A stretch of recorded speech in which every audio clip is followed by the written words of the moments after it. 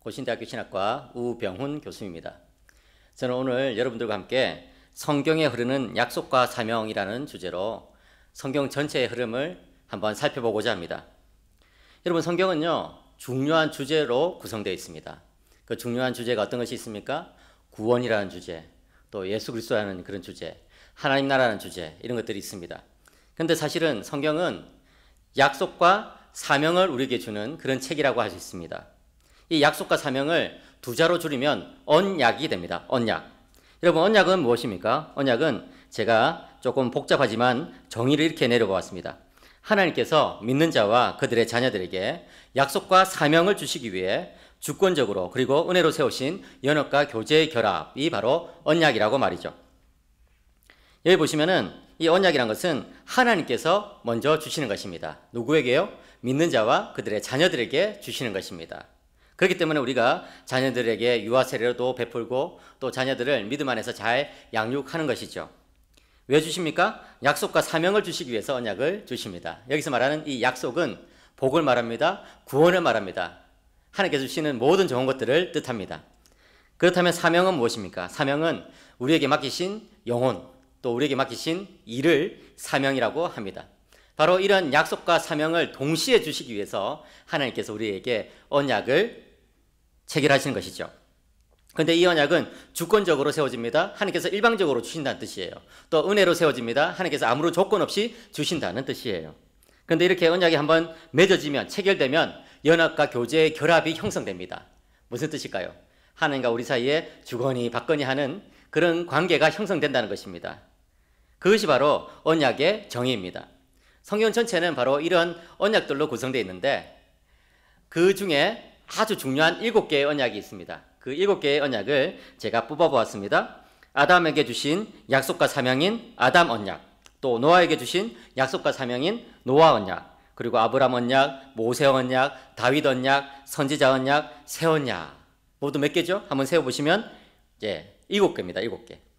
저는 오늘 여러분들과 함께 이 7개의 언약을 쭉 순서대로 살펴보면서 우리 교사들의 사명이 무엇인지, 또 주일학교 교육이 목적이 무엇인지를 여러분들과 함께 나누고자 합니다. 제일 먼저 아담에게 주신 언약입니다. 창세기 1장 27절부터 30절을 제가 읽겠습니다.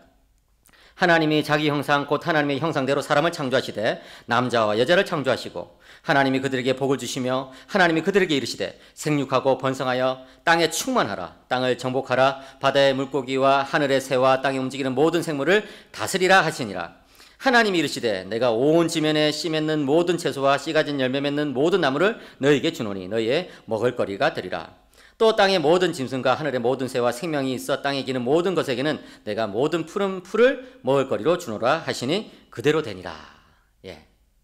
이것이 바로 아담 언약의 내용인데 이 본문을 자세히 보면 언약이란 단어가 나옵니까? 안 나옵니까?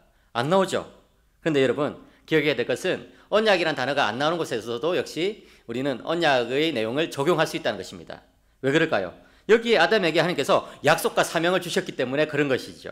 그리고 아담뿐만 아니라 아담의 모든 후손들에게 그런 약속과 사명을 주셨기 때문에 이 말씀은 하나님께서 아담에게 주신 언약이라고 표현할 수 있습니다. 아닌 게 아니라 호세아서 6장 7절에 보시면요, 그들은 아담처럼 언약을 어기고 거기에서 나를 반역하였느니라, 이런 말씀이 나옵니다. 하나님께서 아담에게 언약을 주셨다는 거예요. 그런데 안타깝게도 아담이 언약을 어기고 말았다는 것이죠. 그렇다면 이 창세기 1장 27절 이하에 나오는 이 언약의 내용들을 우리는 몇 가지로 나눠서 생각해 볼 수가 있습니다. 첫째로는요, 여기서 우리는 문화명령을 발견할 수 있습니다. 이런 문화명령이라는 것은 무엇입니까? 영어로는 cultural mandate라고 하는데요. 이 문화명령이라는 것은 이 세상에 숨겨져 있는 잠재성을 개발하고 드러내라는 의미입니다. 이 문화라고 했을 때 그 culture라는 이 영어 단어의 원래 라틴어 이름은 쿨투스라고 합니다. 이 쿨투스가 뭐냐면은 자라다, 성장하다, 이런 뜻이에요. 그러니까 여러분, 씨앗이 자라가지고 나무가 되는 것처럼 이 세상에는요, 씨앗의 형태로, 숨겨진 형태로, 잠재적인 형태로, 가능성이 있는 형태로 하나님께서 많은 것들을 숨겨놓으셨어요. 그런 것들을 이제 우리가 드러내가지고 발전시키고 개발하고 하는 것이 이제 우리 그리스도인들의 사명이란 것입니다. 그렇습니다. 교사 선생님 여러분, 우리는요, 아이들을 가르치면서 이 아이의 안에 숨어있는 잠재성을 발견하고 그것을 드러내어주는 그런 사람이 되어야 됩니다. 신앙적인 잠재성, 또 어떤 능력, 은사, 그죠? 그런 것들을 잘 발견해가지고 격려해주고 드러내도록 도와주고 또 세워주는 그런 역할들을 우리 교사들이 해야 된다는 것이죠. 네, 물론 그 과정이 쉽지는 않아요. 또 세상에 영향이 있잖아요. 그죠? 지난 4월 말에 있었던 일인데요. 예, 저희 집 큰 녀석이 이제 고등학교 1학년이 됐습니다. 고등학교 1학년이 돼가지고 시험을 중간고사를 쳤어요. 근데 아직 시험이 다 끝나지도 않았는데 집에 와가지고 막 엉엉 우는 거예요. 하루 저녁에는. 그래가지고 이제 제가 가가지고 너 왜 이렇게 우니? 이렇게 했더니 나는 얼굴도 못생겼는데 시험까지 망쳤잖아요. 뭐 이런 거예요. 그래서 야, 너 얼굴 잘생겼어. 이렇게 말했어요. 그랬더니 그거는 아빠니까 그렇게 말해주는 거지. 나 얼굴 못생겼다고요. 지난주에 반 아이들이 나하고 나보다 더 못생긴 애하고 이렇게 누가 더 못생겼는지 손을 들어보라고 하니까 다 자기가 내가 못생겼다고 손을 들었다는 거예요. 그래가지고 상처를 깊이 입은 것이죠. 예. 그래서 제가 야, 얼굴 못생긴 건 일단 아빠 책임은 아닌 것 같으니까 나중에 엄마하고 이야기하고 이 공부 못하는 그 부분 한번 이야기해보자 했어요. 나중에 보니까 그렇게 공부를 못한 것도 아니었어요. 시험을 그렇게 망친 것도 아니었어요. 뭐 국어 뭐 한두 개, 또 영어 한두 개 틀렸고 수학을 그런데 이제 자기 생각보다 많이 틀렸다는 거죠. 예. 그래서 제가 물었죠. 너 왜 이렇게 이제 속이 상하니? 했더니 얼굴도 못생겼는데 공부라도 잘해야지 친구들한테 인정받을 거 아니에요. 뭐 이런 거예요. 그래서 제가 야, 너 왜 공부하냐? 했더니 아니 공부를 못하면 친구들이 놀리잖아요. 응? 친구들한테 인정받기 위해서는 공부를 잘해야죠. 막 이렇게 이야기를 하는 거예요. 그래서 제가 좀 정색을 하고 말했어요. 아들아, 아빠가 너 이야기 듣고 보니까 네가 그렇게 시험을 몇 개 틀린 것이 차라리 잘 된 것 같아. 응? 네가 만약에 전부 다 만점을 받았으면 너는 아마 괴물이 됐을 것 같다. 이렇게 이야기를 했어요. 괴물이라는 말을 하니까 정신이 번쩍 떠가지고 이제 눈이 번쩍 뜨이면서 정신이 돌아온 것이죠. 그래가지고 가만히 듣고 있는 거예요. 그래서 제가 이제 진지하게 이야기해줬죠. 사랑하는 아들아, 너가 공부를 하는 목적은 공부를 해가지고 다른 사람에게 주기 위해서 그런 거야. 공부를 잘해가지고 다른 사람을 섬기기 위해서 그런 거야. 그리고 하나님께 영광 돌리기 위해서 그런 거야. 그리고 공부는 재미있어서 하는 거야. 응? 그런 것이 공부의 참된 목적이야. 그런데 그렇지 않고 너가 인정받기 위해서 공부를 한다는 것은 공부를 하는 목적 중에 제일 안 좋은 거야. 이런 이야기를 했어요. 그랬더니 아들이 말귀를 알아들어요. 감사하게도. 그래가지고 이제 머리를 끄적끄적 하더니만 아빠 알겠어요 하면서 이제 그날 밤에 마저 공부를 열심히 했고 그 다음날 이제 다른 과목 시험을 쳤는데 만점을 받았다는 거예요. 예. 물론 만점을 받았다는 것도 제가 뭐 기뻤겠지만 그보다 더 기쁜 일이 있었는데 제 아들이 자기 핸드폰에 이렇게 써놓은 거예요. 제발 좀 겸손하자. 예. 제발 좀 겸손하자. 무슨 뜻일까요? 이 공부를 해가지고 자기를 드러내는 것이 목적이 아니라는 것을 깨닫게 된 것이죠. 사랑하는 교사 선생님 여러분, 그렇습니다. 우리도 역시 마찬가지 아닙니까? 예. 우리도 역시 세상에서 정말 다른 사람보다 더 잘났으면 좋겠다. 더 잘 살았으면 좋겠다. 더 높은 지위에 올라갔으면 좋겠다. 이런 생각을 하고 살지 않습니까? 그러나 여러분, 우리가 그런 생각이 가끔씩 찾아온다 하더라도 정말 그런 생각을 성령의 힘으로 이겨내야 되고 또 특별히 우리 주일학교 아이들에게는 이 창세기 1장 27절 이하에 나오는 이 말씀을 가르쳐야 된다는 것입니다. 뭡니까? 우리 아이들에게 있는 그 잠재성을 개발해주고, 그죠? 그 아이들 안에 있는 그 능력과 은사 이런 것들을 통해 가지고 하나님께 영광을 돌리고 이웃들을 잘 섬기도록 도와주는 것, 이것이 바로 우리 교사 선생님들의 역할이라는 것입니다. 또 여기 보시면 음식명령이 나오죠. 음식명령. 예. 어떤 것을 먹어라 이렇게 말하고 있습니다. 이것은 무엇을 뜻할까요? 하나님께서 우리의 기본적인 필요를 아신다는 것을 뜻합니다. 우리 인간이니까, 그죠? 먹어야 살잖아요. 그리고 또 먹으면서 서로 교제하는 것이죠. 그렇지 않습니까? 여러분, 우리는 이게 먹으면서 친해지잖아요. 또 여기서 중요한 것은 먹을 때마다 하나님을 기억하고 감사라는 의미입니다. 하나님께서는 이런 음식 명령을 주셔가지고 우리에게 또 이런 삶을 살도록 하셨습니다. 그와 함께 창세기 2장 15절 이하에 보시면은 종교 명령이 나옵니다. 제가 읽겠습니다. 여호와 하나님이 그 사람을 이끌어 에덴 동산에 두어 그것을 경작하며 지키게 하시고 여호와 하나님이 그 사람에게 명하여 이르시되 동산 각종 나무의 열매는 내가 임의로 먹되 선악을 알게 하는 나무의 열매는 먹지 말라. 내가 먹는 날에는 반드시 죽으리라 하시니라. 예. 여기 보시면은 이제 이 종교 명령이 나옵니다. 그러니까 창세기 1장과 2장에 세 가지 명령이 나오는데 문화 명령, 그리고 음식 명령, 또 종교 명령이 나오는 것이죠. 이게 왜 종교 명령이냐 했을 때 특별히 하나님 앞에서 사는 삶을 훈련시키는 명령이기 때문에 그런 것입니다. 여러분 여기 나오는 이 선악을 알게 하는 나무의 열매가 무엇일까요? 그것은 바로 내가 하나님의 말씀을 지키면서 사느냐 아니냐를 체크하는 그런 시금석이 되는 것입니다. 네. 그 선악과를 내가 따먹으면 나는 하나님보다 나 자신을 더 위에 둔다는 그런 의미가 되는 것이죠. 그리고 그 선악과를 따먹지 않고 하나님 말씀에 순종하면 나는 하나님의 종으로서 하나님 백성으로서 살고 있습니다. 그런 의미가 되는 것이죠. 그죠? 네. 그렇습니다, 여러분. 우리는요, 이 주일학교 아이들에게 하나님 앞에서 살아가는 그런 훈련을 가르쳐야 합니다. 그렇게 살아가도록 지도해야 합니다. 우리가 어디에 있든지 간에 정말 내가 내 인생의 주인이 아니라 하나님이 내 인생의 주인이시다는 것을 고백하도록 가르쳐야 합니다. 예. 저희 고신대학교 모토는요, 코람데오입니다. 여러분들도 아마 다 들어보셨을 거예요. 코람데오. 무슨 뜻일까요? 하나님 앞에서라는 의미입니다. 그래요, 여러분. 우리는요, 하나님 앞에서 우리가 가르치는 아이들이 살아가도록 그렇게 지도를 해야 할 것입니다. 그런데 안타깝게도 이 아담과 하와가 선악과를 먹었습니까? 안 먹었습니까? 먹었죠. 예, 먹었어요. 그렇다면 제가 이제 다시 질문해 보겠습니다. 선악과를 먹고 아담과 하와가 죽었습니까? 안 죽었습니까? 예, 이렇게 질문하면 어떤 분들은 안 죽었죠. 이렇게 대답하는 사람이 있는데 여기 보십시오. 내가 먹는 날에는 반드시 어떻게? 죽으리라. 이렇게 죽으리라 하셨잖아요. 선악과를 먹고 나서 아담과 하와가 죽었다는 것입니다. 예. 왜 죽었을까요? 영적으로 죽었다는 것입니다. 왜 그렇게 됐습니까? 하나님을 떠났기 때문에 그런 것이죠. 사랑하는 교사 선생님 여러분, 하나님을 떠나서 사는 것, 이것이 바로 죽음입니다. 성경에서는요, 이 영적인 죽음과 육신적인 죽음이 나눠지는데 사실 우리는 육신적인 죽음을 생각하기가 쉽지만 성경에서 더 강조하는 것은 이 영적인 죽음입니다. 하나님을 떠난 사람은 죽는다는 것이죠. 벌써 죽었다는 것이죠. 그런데 은혜가 무엇입니까? 영적으로 죽은 아담과 하와가 이제 육신적으로 이 세상의 삶을 마감하기 전에 하나님께서 찾아오셨다는 거예요. 예, 창세기 3장에 그 내용이 나오죠. 아담아, 내가 어디 있느냐? 하나님께서 아담을 부르셨습니다. 그리고 다시 관계를 회복시키기로 하셨습니다. 그리고 그들에게 복음을 주셨어요. 창세기 3장 15절. 내가 너로 여자와 원수가 되게 하고 내 후손도 여자의 후손과 원수가 되게 하리니 여자의 후손은 내 머리를 상하게 할 것이요 너는 그의 발꿈치를 상하게 할 것이니라 하시고, 이 뱀에게 하나님께서 말씀하신 말씀이거든요.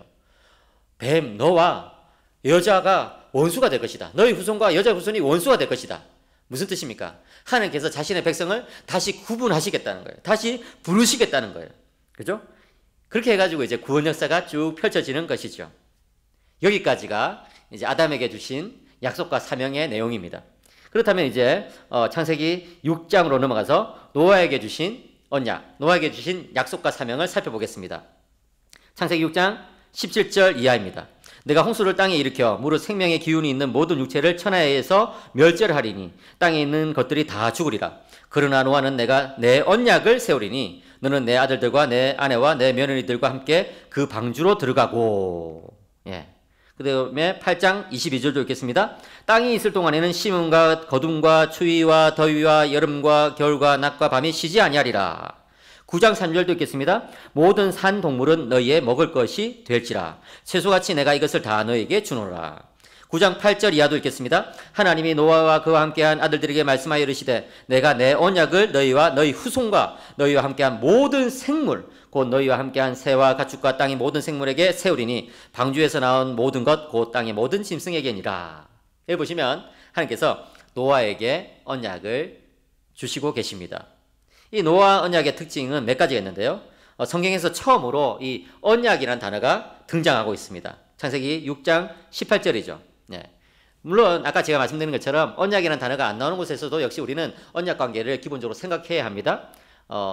위대한 설교자였던 스펄전이 말한 것처럼 하나님께서는요, 언약이 아니고서는 우리를 만나주지도 않거든요. 그렇기 때문에 하나님과 인간 사이의 관계가 형성된 곳은 언제나 언약이 전제되어 있다고 봐야 됩니다. 그런데 이 명시적으로 언약이라는 단어 자체가 나오는 것은 6장 18절이 처음입니다.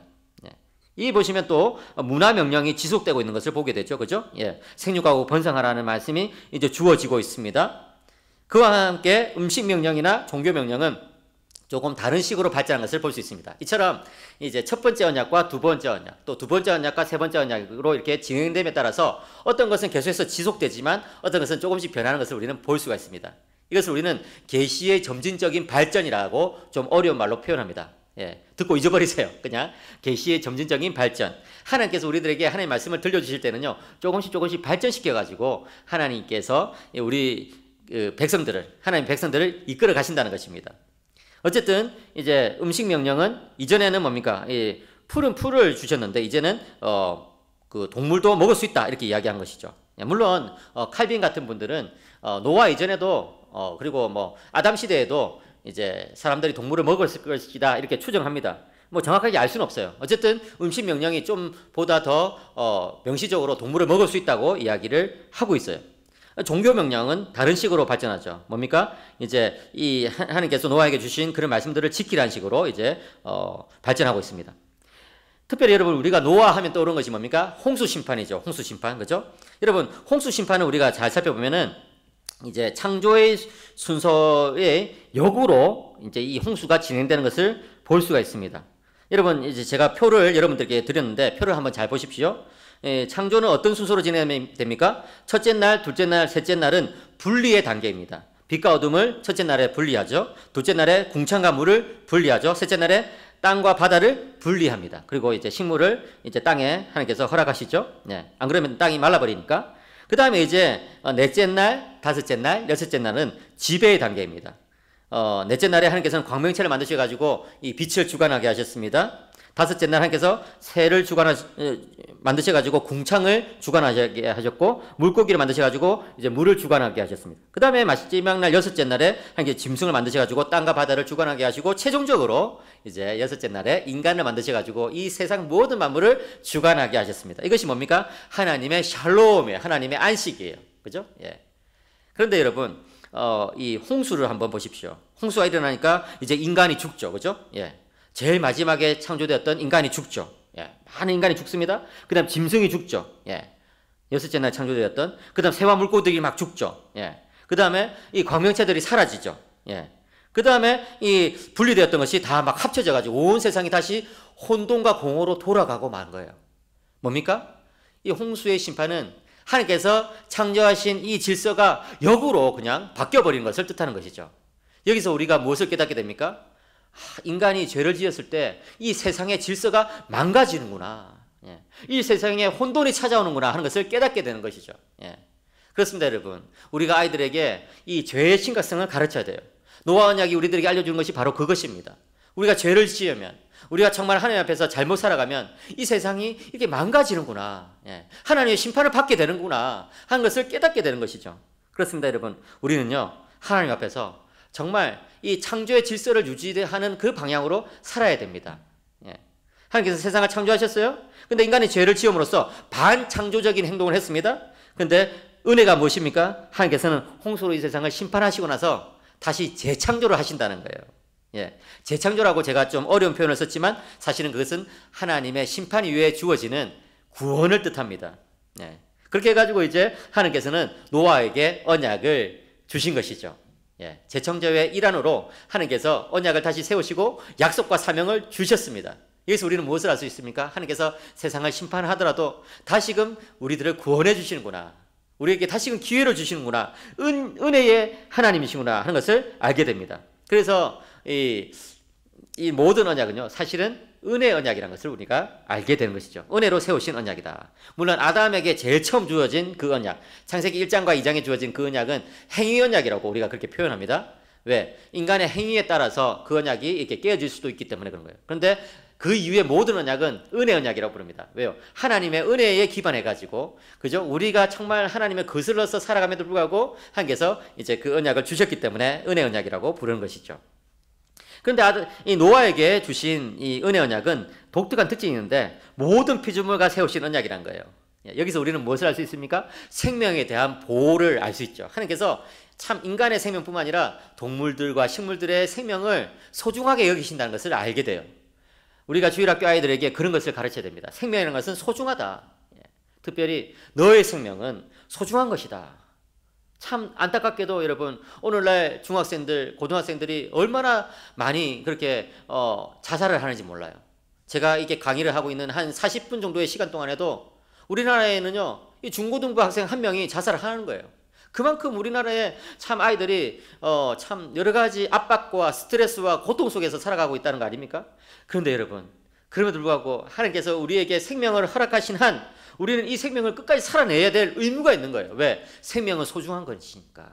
그래서 교사 선생님들 이 아이들에게 생명의 소중함을 가르쳐야 되고, 특별히 우리 아이들이 가지고 있는 이 생명, 나의 생명을 소중하게 잘 가꿔가도록 그렇게 가르쳐야 합니다. 그와 함께 이 자연과 더불어서 살아가는 그런 삶도 가르쳐야 되죠. 예, 요즘은 참 또 집집마다 반려동물들을 많이 키우는 것 같은데요. 저는 나쁜 것이 아니라고 생각합니다. 예, 이게 정말 이 동물들과 함께 살아가는 거, 동물들을 보호하는 거, 그거 참 좋은 것이죠. 하나님께서 주신 이 노아 언약의 내용 가운데 그런 것인 것이죠. 예, 그런 것이 들어있는 것이죠. 여러분, 하나님께서 방주를 만드시고 나서 이 인간들만 구원하신 것이 아니라 이 동물들도 그렇게 구원해 주셨잖아요. 그런 것들 보면 참 하나님께서 얼마나 동물들도 역시 사랑하시는가 하는 것을 알게 되죠. 그와 함께 이 노아 언약에 아주 중요한 내용이 들어있는데, 그것은 바로 일반 은총입니다. 예, 한번 따라해 볼까요? 일반 은총.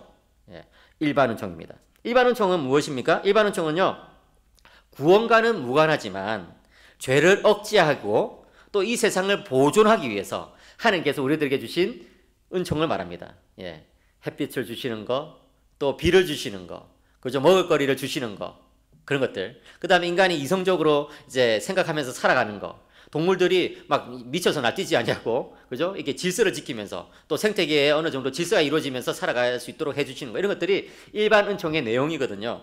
왜 그럴까요? 하나님께서는 특별 은총을 예비하기 위해서 그렇게 하신 것입니다. 특별 은총은 무엇입니까? 특별 은총은 구원을 주시는 은총을 특별 은총이라고 하는 겁니다. 그래요, 여러분. 그 특별 은총이야말로 진정한 하나님의 은혜라고 할 수 있죠. 그렇지만 그 은혜를 우리가 받기 위해서는 일반 은총이 주어져야 된다는 거예요. 왜? 우리는 살아가야 되니까.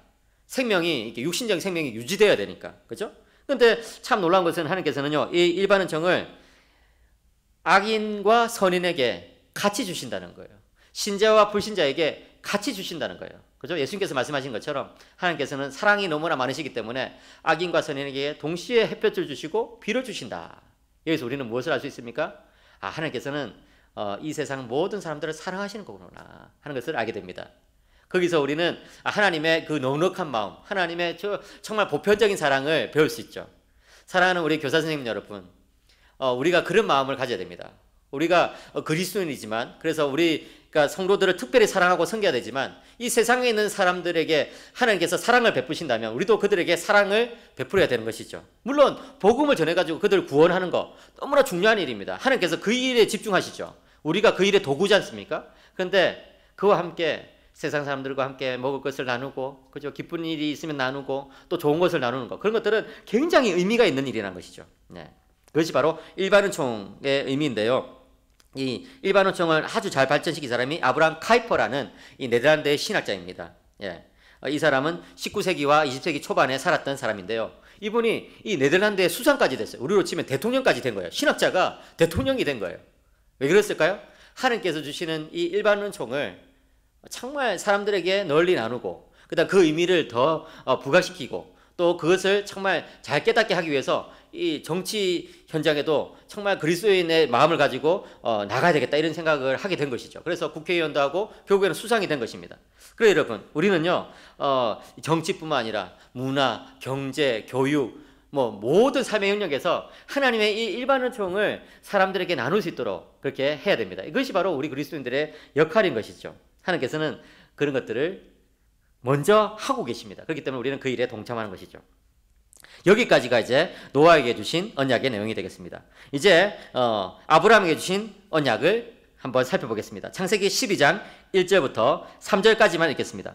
여호와께서 아브라함에게 이르시되 너는 너의 고향과 친척과 아버지의 집을 떠나 내가 내게 보여줄 땅으로 가라. 내가 너로 큰 민족을 이루고 내게 복을 주어 내 이름을 창대하게 하리니 너는 복이 될지라. 너를 축복하는 자에게는 내가 복을 내리고 너를 저주하는 자에게는 내가 저주하리니 땅의 모든 족속이 너로 말미암아 복을 얻을 것이라 하신지라. 아멘. 여기 보시면요, 하나님께서 아브라함에게 5가지 약속을 주십니다. 그리고 그 약속 안에는 또 사명이 들어있는 것을 알게 됩니다. 저는 그것을 아브라함의 오각형이라는 이름을 붙였습니다. 예. 또 학자다 보니까 영어로 이름을 붙였어요. The Abrahamic Pentagon 이렇게 해가지고 영어로 이름을 붙였습니다. 아브라함의 오각형이란 무엇입니까?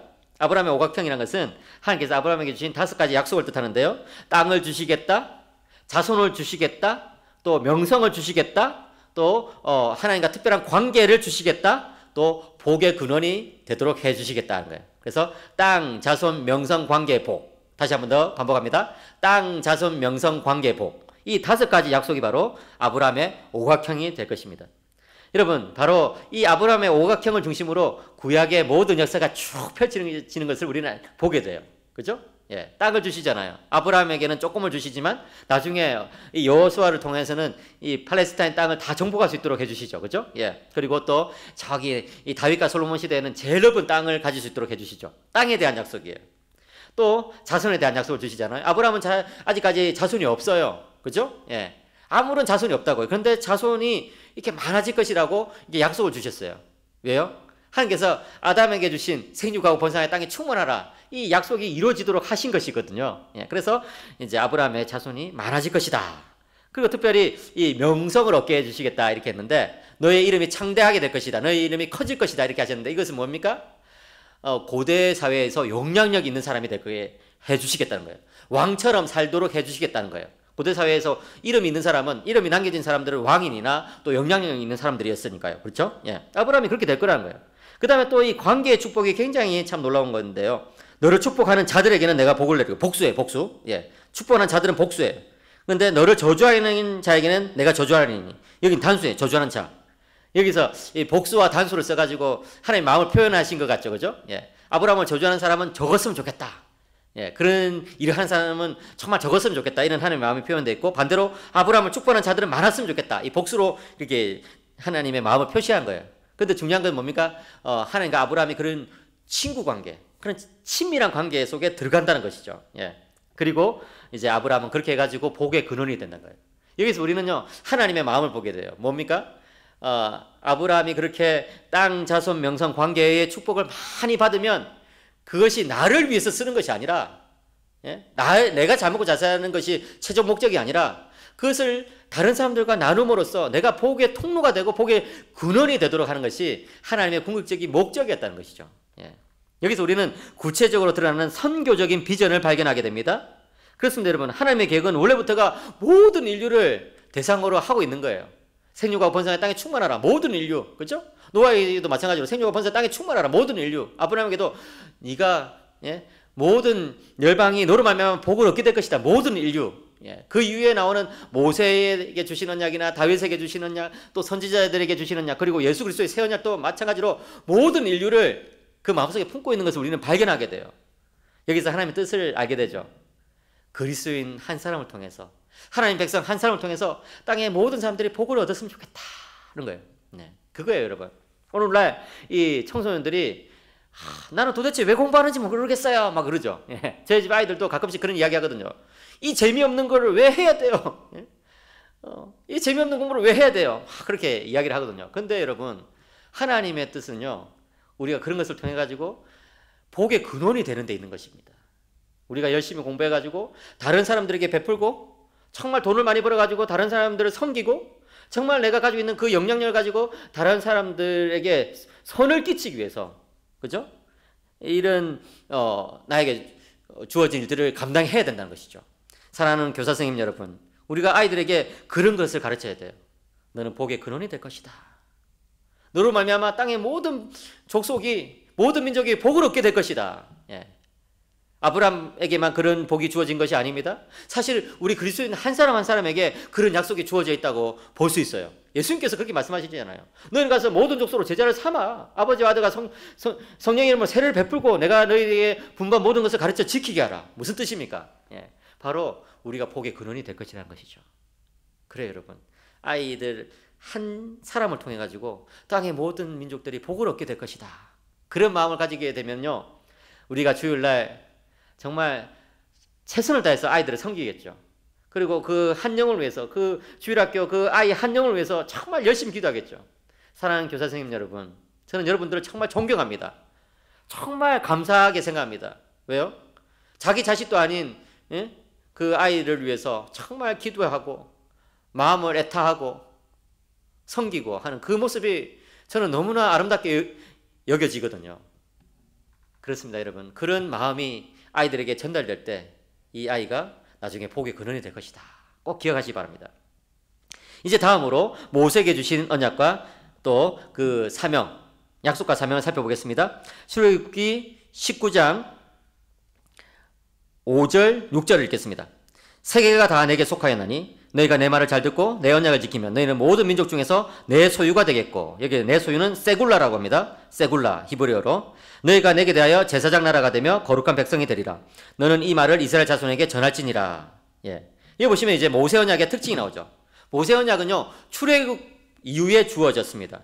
하나님께서 이스라엘 백성들을 이제 출애굽시킨 다음에, 노예로부터 해방시킨 다음에 이제 모세 언약을 시내산 앞에서 딱 주시거든요. 이것을 통해서 우리는 무엇을 할 수 있느냐? 하나님께서 처음에 아담에게 주신 그 약속이 계속해서 이어지구나 하는 것을 알게 되는 거예요. 하나님께서 아담에게 생육하고 번성하여 땅에 충만하라, 땅을 정복하여 다스리라 하는 그 명령은요, 그냥 아담에게만 해당되는 그런 약속이 아니었어요. 하나님께서는요, 우리 모든 인류를 향해서 그 비전을 가지고 계신 거예요. 언제까지? 예수님 다시 오실 때까지. 그죠? 그래서 출애굽은 무엇이냐? 출애굽은 아담에게 주신 그 약속을 다시 새롭게 하시는 그런 놀라운 사역이다라고 볼 수가 있는 것이죠. 이제 출애굽으로 말미암아 아담에게 주셨던 그 문화 명령이, 이제 음식 명령이, 또 종교 명령이 새롭게 이루어질 수 있게 된 것입니다. 제가 한 번은 이 사세계의 교부 어거스틴의 그런 작품을 읽다가 굉장히 멋진 문장을 발견했어요. 뭐냐면 모세법은 아담에게 주신 계명을 보다 더 구체화시킨 것이다. 예. 와, 저는 그 말이 너무나 가슴에 와닿았습니다. 그래서 제가 그것을 좀 제 나름대로 발전시켜 보았습니다. 아담에게 그 명령을 이제 하나님께서 주셨잖아요. 문화 명령, 음식 명령, 종교 명령을 주셨죠. 근데 여러분들 가운데 이제 교회 생활 좀 하신 분들은 이 모세법이 크게 세 가지로 구성된다는 것을 알게 될 거예요. 알고 계실 거예요. 시민법, 의식법, 도덕법이죠. 그런데 가만히 생각해 보면 이 시민법은 문화 명령을 조금 더 발전시킨 것이구나 하는 것을 알게 돼요. 또 의식법은 음식 명령을 조금 더 구체화시킨 거구나 하는 것을 알게 돼요. 또 도덕법은 종교 명령을 더 구체화시키고 더 이제 세밀하게 하신 것이구나 하는 것을 알게 돼요. 야, 제가 그것을 깨닫고 나서, 야, 정말 하나님은 이 구원 역사를 펼쳐가시는 데 있어서 한치의 오차도 없이 아담에게 주신 그 명령들이 이렇게 점점 발전하도록 만들어 가시는구나 하는 것을 깨닫게 되었어요. 그렇죠? 모세에게 주신 시민법, 의식법, 도덕법은 하나님께서 아담에게 주신 문화명령, 음식명령, 종교명령이 더 구체화된 것입니다. 네. 물론 의식법 안에는 종교명령의 일부가 또 들어간다고 볼 수도 있지만 어쨌든 이제 대략적으로 나눠보면 그렇다는 거예요.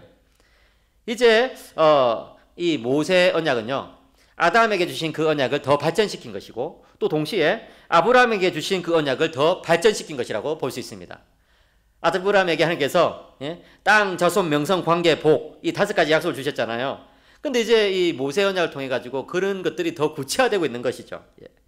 특별히 이 약속은요, 한 사람에게만 맺으신 것이 아니라 히브리 민족 전체와 맺으신 거예요. 히브리 민족 전체와. 무슨 말입니까? 이제 하나님께서는 하나님 나라를 보다 더 구체적으로 인도해 나가고 계시다는 것을 알게 되는 것이죠. 그러니까 하나님께서는요, 정말 이 역사의 단계마다 이제 한 걸음 한 걸음씩 이 구원 역사를 진전시켜 나가고 발전시켜 나가면서 하나님의 구원의 선물을 우리에게 풍성하게 주시는 것이죠. 언제까지? 예수 그리스도께서 오실 때까지. 그렇게 하여서 하나님의 구원이 온전하게 드러날 때까지 그렇게 하시는 것이죠. 네. 이제 드디어 왕같은 제사장 민족이 탄생하게 되었습니다. 베드로전서 2장 9절에 보시면, 그러나 너희는 택하신 족속이요 왕같은 제사장들이요 거룩한 나라요 그의 소유가 된 백성이니 이는 너희를 어두운 데서 불러내어 그의 기이한 빛에 들어가게 하신 이의 아름다운 덕을 선포하게 하려 하심이라, 이렇게 이야기하고 있는데, 이 왕같은 제사장 백성, 왕같은 제사장 나라가 언제 이제 본격적으로 처음 시작됐을까요? 이 출애굽기 19장에서 처음 시작된 것입니다. 예. 그것이 이제 신약에 와서 우리 교회를 통해서 완성된 것이죠. 이런 제사장 나라와 거룩한 백성의 삶이 사실은 레위기의 주제라고 할 수 있습니다. 여러분, 레위기를 잘 읽어보시면 거기에 막 제사법이 많이 나오지만 그 사이사이에 사랑을 어떻게 실천해야 된다 이런 내용도 나오거든요. 그러니까 여러분, 하나님께서는 하나님의 백성을 딱 불러놓고 나서 이 2가지 명령을 주신 거예요. 하나님을 사랑하라, 예배 명령. 또 이웃을 사랑하라, 섬김의 명령. 예배와 섬김의 명령을 주신 것입니다. 그렇습니다, 여러분. 우리가 주일학교 아이들에게 가르쳐야 될 것이 바로 이것입니다. 모세 언약에 나타난 것처럼 하나님을 정말 뜨겁게 사랑하는 그런 예배자로 살아야 된다. 예. 그래요, 여러분. 이 중학교 때까지는 뭐 어느 정도 신앙생활 하다가 이제 또 고등학교 되면 신앙이 흐지부지해지고 고3이 되면 그냥 학원 가느라 교회를 완전히 빼먹는 아이들이 많잖아요. 그런데 여러분, 우리 교사 선생님이 참 잘 지도를 하시면 좋겠어요. 왜요? 우리가 예배를 지키면 예배가 우리를 지켜주거든요. 그렇게 해가지고 그 아이가 고3 때 예배를 정말 신실하게 드리면 그 아이는 대학에 가서도 계속해서 신앙생활을 잘 합니다. 그런데 그렇지 않으면 요즘 대학 문화가 워낙 어지럽기 때문에 신앙생활 제대로 하지 못하는 것이죠. 예. 부족하지만 제 이야기를 조금 하면은, 저는 정말 고3 시기를 하나님 은혜 안에서 보내기 위해서 정말 노력을 했던 것 같아요. 예. 그래가지고 주일 오전 예배 드리고 또 주일 학교 참여하고, 그리고 또 주일 오후 예배도 드리고, 오후 예배 드리고 나면은 제 후배 2명을 불러가지고 이제 찬송가를 불러요. 찬송가 제일 앞장부터 제일 마지막 장까지 그냥 제가 아는 노래를 다 같이 이제 저 후배하고 이게 셋이서, 남자아이 학생 셋이서, 고등학생 셋이서, 저는 고3, 그 아이들은 이제 고1 이렇게 해가지고 이제 찬송가를 막 불렀어요. 그렇게 해가지고 이제 고등학교 시절을 보냈습니다. 이제 시간이 한 20년 이상 지난 지금 돌이켜보면 그때 불렀던 그 찬송가가 지금도 제 입에 남아 있습니다. 그리고 그때 같이 신앙생활했던 그 친구들이 지금 한 사람은 의사가 돼 있고, 한 사람은 고등학교 영어 교사가 돼 있고, 또 저는 이렇게 목사, 이렇게 교수가 돼 있고, 그런 거예요. 사랑하는 여러분, 우리가 정말 신앙생활을 잘한다는 것이 우리 생활에 절대 손해가 되는 것이 아니에요. 예. 물론 뭐 신앙생활 잘하면 뭐 의사 된다, 제가 이걸 말씀드리는 건 아닙니다. 그러나 우리가 정말 이 삶의 본질을 지키는 것이 너무나 중요하다는 것을 말씀드리고 싶고, 특별히 고등학교 시절에 그런 것들을 잘 지켜가도록 교사 선생님들이 지도를 잘 해주시면 좋겠어요. 네, 왜요? 여기 출애굽기와 레위기에서 가르치는 것처럼 하나님을 사랑하는 예배적인 삶과 이웃을 사랑하는 이 섬김의 삶이 우리 삶의 목적이기 때문에 그런 것입니다. 이제 다음으로 다윗에게 주신 언약을 한번 살펴보겠습니다. 사무엘하 7장입니다. 사무엘하 7장 9절. 예. 뒷부분만 읽겠습니다. 땅에서 위대한 자들의 이름같이 내 이름을 위대하게 만들어주리라. 10절. 내가 또 내 백성 이스라엘 위하여 한 곳을 정하여, 한 장소를 정하여 그를 심고 그를 거주하게 하고 다시 옮기지 못하게 하며 악한 종류로 전과 같이 그들을 해하지 못하게 하여. 또 13절 뒷부분만 읽겠습니다. 나는 그의 나라 왕위를 영원히 경고하게 하리라. 14절 앞부분만 읽겠습니다. 나는 그에게 아버지가 되고 그는 내게 아들이 되리니. 16절 앞부분만 읽겠습니다. 내 집과 내 나라가 내 앞에서 영원히 보존되고, 예, 내 왕위가 영원히 경과하리라. 예, 여기 보시면요, 제가 읽었던 이 부분이 하나님께서 아브라함에게 주신 5가지 약속, 뭡니까? 땅, 자손, 명성, 관계, 복. 예, 여러분 꼭 기억하세요. 땅, 자손, 명성, 관계, 복. 이 5가지 약속이 더 구체적으로 실현되는 것을 보여주는 구절들이에요. 10절에 내가 내 백성 이스라엘 위에 한 곳을 정하여, 그죠? 땅에 대한 약속이죠. 장소. 다윗이 소유한 영토는요, 사사시대에 비해서 3배나 더 넓었습니다. 또 16절에 내 집과 내 나라가 내 앞에서 영원히 보존되고, 자손에 대한 약속이죠. 그죠? 예. 또 9절에 내 이름을 위대하게 만들어 주리라. 명성에 대한 약속이죠. 14절에 나는 그에게 아버지가 되고 그는 내게 아들이 되리니. 관계에 대한 약속이에요. 이전에 아브라함에게는 친구처럼 하나님께서 대하시겠다는 거예요. 예. 그런데 이제는 아버지와 아들의 관계, 부자 관계로 대하시겠다는 거예요. 더 관계가 깊어졌죠. 그죠? 네. 관계에 대한 복. 13절에 나는 그의 나라 왕위를 영원히 경고하게 하리라. 뭡니까? 세상의 모든 열방이 이 나라로 모여들 것이란 거예요. 복의 근원이 되는 그런 나라가 될 것이라는 것입니다. 네. 그래요. 이제 영원한 나라에 대한 소망이 구체적으로 주어지고 있습니다. 예, 나라의 3요소가 뭐죠? 주권, 국민, 영토잖아요. 주권을 하나님께서 가지고 계시죠? 네. 그리고 그 주권을 이제 이 다윗 왕가가 대리해서 이제 통치하게 됩니다. 그리고 국민, 이스라엘 백성들이 이제 그 안에서 하나님의 말씀대로 살아가게 되죠. 그리고 그 영토를 하나님께서 지켜주신 거예요. 그 땅을. 그것이 이제 나라의 3요소인데, 이제 하나님 나라가 아주 멋지게 다윗 시대에 그렇게 발전하고 있는 것을 우리는 보게 됩니다. 그렇기 때문에 여러분, 구약 성경에서 아브라함 언약과 다윗 언약이 굉장히 중요해요. 그래서 마태복음 1장 1절에 보시면 예수님을 뭐라고 소개합니까? 아브라함과 다윗의 후손 예수 그리스도의 족보라, 이렇게 이야기를 하고 있잖아요. 그죠? 이 아브라함과 다윗이 그렇게 또 중요한 그런 언약의 주인공이거든요. 다윗 언약을 보시면 아브라함에게 주신 이 오각형이 굉장히 이제 크게 완성되고 있는 것을 보게 되는 것입니다. 네. 이 영원한 나라가 결국 모든 이방 나라들을 다 포함하게 돼가지고 하나님의 그 통치를, 그 샬롬, 그 평화의 통치를 이제 실현하게 돼가지고 이 세상 모든 나라들이 이제 하나님의 복을 받도록 하는 그런 나라가 되도록 해주겠다는 약속이 이 다윗 언약 안에 들어있는 것입니다. 그런데 안타깝게도 다윗 왕가는 망하고 말았죠. 안타깝게도 이 이스라엘 백성들은 죄를 지어가지고 포로로 끌려가고 말았죠. 근데 그래서 끝이 났습니까? 그게 아니에요. 어떻게 됐어요? 하나님께서는 이 선지자들에게 새 언약에 대한 약속을 주셨습니다. 이제 다음으로 예레미야 31장과 에스겔 36장에 나오는 새 언약의 약속들을 살펴보겠습니다. 이것이 바로 선지자들에게 주신 언약입니다. 예레미야 31장 31절 여호와의 말씀이니라 보라 날이 이르니 내가 이스라엘 집과 유다 집에 새 언약을 맺으리라. 33절 후반부만 읽겠습니다. 내가 나의 법을 그들 속에 두며 그들의 마음에 기록하여 나는 그들의 하나님이 되고 그들은 내 백성이 될 것이라. 에스겔서 36장 26절 27절입니다. 또 새 영을 너희 속에 두고 새 마음을 너희에게 주되 너희 육신에서 굳은 마음을 제거하고 부드러운 마음을 줄 것이며 또 내 영을 너희 속에 두어 너희로 내 율례를 행하게 하리니 너희가 내 규례를 지켜 행할지라. 비록 이스라엘 백성들이 하나님께 반역하여서 포로로 잡혀가고 말았지만 이제 회복의 약속이 선지자들에게 미리 주어진 것입니다. 두 가지 약속이 나옵니다. 포로 귀환의 약속이죠. 이스라엘 백성들은 이제 새롭게 갱신될 것입니다. 이처럼 여러분 심판은요 정화와 구원을 목적으로 한 거예요. 하나님께서 이 노아 시대에 홍수로 이 세상을 쓸어버린 이후에도 세상이 그냥 망하고 끝나는 것이 아니라 이제 정화와 구원으로 다시 새로운 세상이 재창조가 이루어진 것처럼 이제 여러분 이 포로 생활을 하게 됐지만 그래도 다시 하나님께서 부르신다는 거예요. 그 백성들을. 하나님께서는 이 은혜 언약을 결코 포기하지 않으시니까요. 포로 귀환의 약속이 주어집니다. 그와 함께 이제 어떤 약속이 주어집니까? 새 언약의 약속이 주어집니다. 이 새 언약은 구약의 옛 언약과는 다른 차이가 있어요. 이 새 언약은 이제 하나님의 아들이신 예수 그리스도께서 메시아께서 직접 오셔가지고 그 약속을 성취하시는 그런 언약입니다. 그리고 이 새 언약은 이제 놀라운 언약이라서 우리의 마음을 완전히 바꿔주시고 성령을 주시겠다는 그런 약속이 나옵니다. 여기 보시면요, 이 선지서들의 날이라는 표현이 많이 나옵니다. 내가 새 날을 줄 것이다. 날. 그 날이 어떤 날입니까?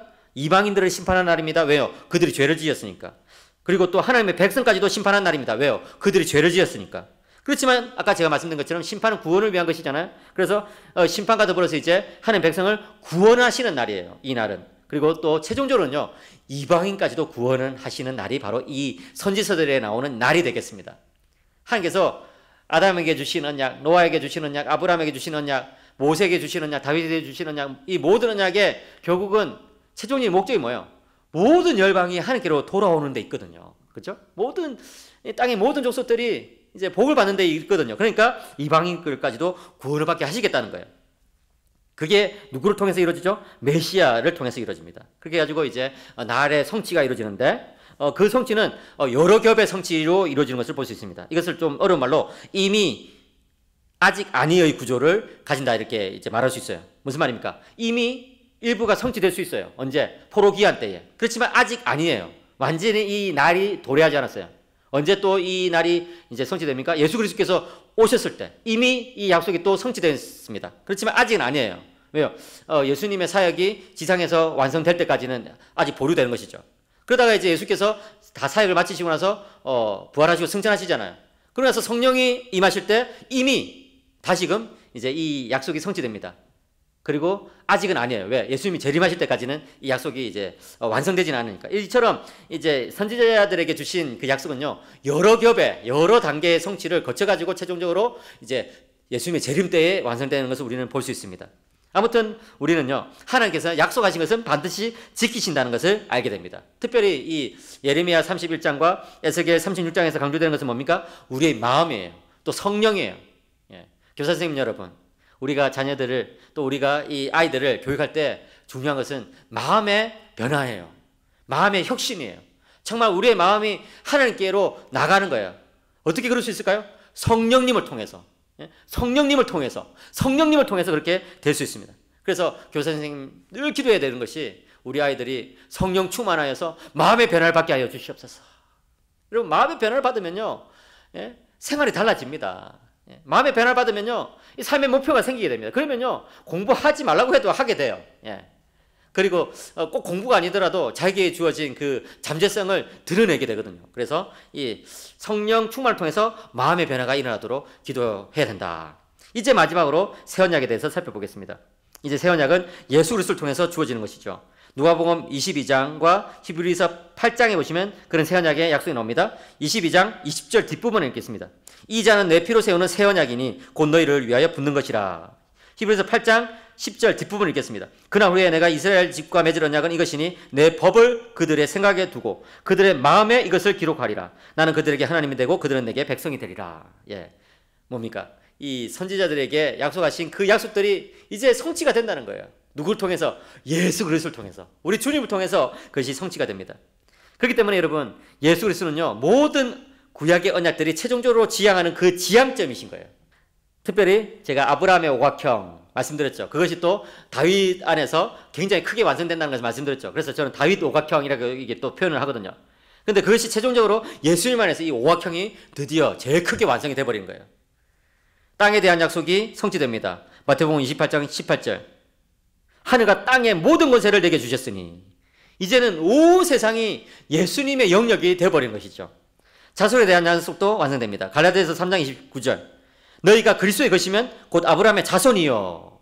그래요. 누가 아브라함의 자손입니까? 그리스도를 믿는 사람이 아브라함의 자손이 된 것입니다. 땅의 모든 백성들 가운데 이제 예수님을 믿는 사람들은 이제 아브라함의 자손이 될 수 있다는 거예요. 명성에 대한 약속도 이제 예수님 안에서 완성됩니다. 빌립보서 2장 9절. 이름으로 하나님이 그를 지극히 높여 모든 이름 위에 뛰어난 이름을 주사. 이제 예수님의 이름이 제일 높아지는 것이죠. 그렇게 되어서 이제 예수님과 더불어 우리도 여러분 영광을 누리게 되는 거예요. 예수님과 더불어서. 그 다음에 이제 관계에 대한 약속이 이루어집니다. 에베소서 4장 15절. 오직 사랑 안에 참된 것을 하여 범사에 그에게까지 자랄지라. 그는 머리니 곧 그리스도라. 아브라함과 하나님과의 관계가 친구 관계라면, 또 다윗과 하나님의 관계가 부자 관계라면, 이제 예수님과 우리의 관계는 어떤 관계? 머리와 몸의 관계. 머리와 몸의 관계. 제일 가까운 관계 아닙니까? 그죠? 예. 그렇게 완성돼요. 그리고 이제 복의 근원이 된다는 약속도 이제 완성됩니다. 마태복음 28장 19절. 그러므로 너희는 가서 모든 민족을 제자로 삼아 아버지와 아들과 성령의 이름으로 세례를 베풀고 내가 너에게 분부한 모든 것을 가르쳐 지키게 하라. 이제 예수님을 통해서 모든 민족이 구원받는데 예수님은 그 일을 우리를 통해서 지금 하고 계시다는 것입니다. 사랑하는 교사 선생님 여러분, 아브라함의 그 오각형이 지금 여러분들의 섬김을 통해서 이루어지고 있습니다. 그것을 꼭 기억하시기 바랍니다. 이제 우리가 예수님께서 이 땅에서 하셨던 그 일을 이어가고 있습니다. 예수님의 이 오각형이 우리의 성긴 가운데, 우리의 주일학교 그 모임 가운데 이루어지고 있습니다. 그렇기 때문에 여러분, 우리는 정말 거룩한 부담감을 가지고 주님을 의지하면서 일을 감당해야 됩니다. 예수님은 어떤 분이십니까? 예수님은 메시아이십니다. 그리스도십니다. 그것은 기름 부음 받은 자라는 뜻이죠. 구약 성경에서 선지자와 제사장과 왕에게 기름을 부음을 이제 베풀었습니다. 그런데 예수님은 이 선지자, 제사장, 왕의 직분을 동시에 감당하셨어요. 그래서 예수님을 삼중 직분을 수행하신 분이라고 그렇게 부른 것이죠. 그런데 참 독특해요. 예수님이 이 직분을 수행할 때 역설적으로 수행하셨어요. 무슨 말입니까? 선지자이신 그분은 말씀을 순종하심으로써 선지자 직분을 감당하셨습니다. 제사장이신 그분은 자신을 제물로 바치심으로써 제사장 직분을 감당하셨습니다. 왕이신 그분은 종이 되어서 섬김으로써 그 왕의 직분을 감당하셨습니다. 이제 우리들도 예수님과 연합했기 때문에 선지자, 제사장, 왕으로서 살아가고 있습니다. 교사 선생님 여러분, 여러분들은 이 선지자 직분을 감당해야 합니다. 아이들에게 말씀을 가르칠 때 여러분들이 먼저 그 말씀을 순종하고 그 말씀을 지킴으로써 말씀을 가르치시기 바랍니다. 사랑하는 교사 선생님 여러분, 여러분들은 제사장의 직무를 감당하고 있습니다. 어떻게 해요? 복음과 아이들을 연결시켜주면서 또 아이들과 함께 예배드리면서 예배자로 살아가면서 제사장의 직무를 감당하고 있습니다. 나 자신을 삶 속에서 드림으로써 제사장의 직무를 감당하고 있습니다. 교사 선생님 여러분, 여러분들은 왕의 직무를 감당하고 있습니다. 어떻게? 아이들을 섬기면서 예. 물론 이 일은 쉬운 일이 아닙니다. 그렇기 때문에 우리에게는 은혜가 필요합니다. 사랑하는 선생님 여러분, 저는 여러분들 한 분 한 분을 정말 존경하고 정말 귀하다고 생각합니다. 하나님께서 아담에게 주신 그 약속이 지금 여러분들 성긴 가운데 이루어지고 있습니다. 노아에게 주셨던, 아브라함에게 주셨던, 다윗에게 주셨던, 선지자들에게 주셨던 그 약속이 이제 여러분들 안에서 이루어지고 있습니다. 예수 그리스도께서 여러분들 가운데 일하고 계십니다. 그렇기 때문에 정말 오늘도 내일도 이 교사의 직무를 잘 감당하시고 여러분들이 그 직무를 감당하로 말미암아 우리 교회에 또 우리 교단에, 우리 노회에 다음 세대가 계속해서 주님 앞으로 나가는 귀한 역사가 있기를 주님의 이름으로 간절히 축복합니다.